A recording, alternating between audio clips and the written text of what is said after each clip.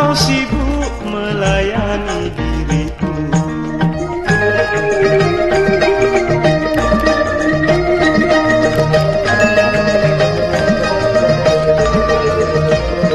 Lama aku menanti, ayahmu belum kembali.